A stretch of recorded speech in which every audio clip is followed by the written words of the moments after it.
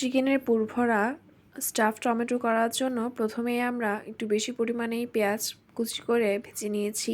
তারপর তাতে দিয়ে দিচ্ছি রসুন কুচি, পরিমাণ মতো লবণ, দিয়ে দিচ্ছি মাংসের কিমা। এবার সব কিছু একসাথে ভালোভাবে মিক্স করে নিব।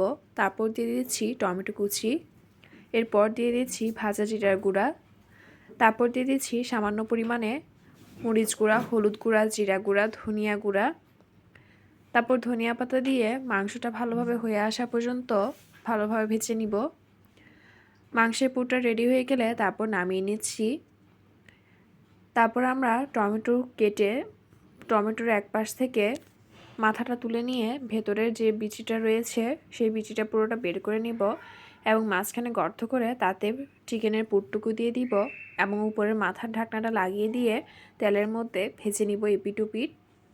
এবার দেখতেই পাচ্ছেন এমন হয়ে আসলে নামিয়ে নিব।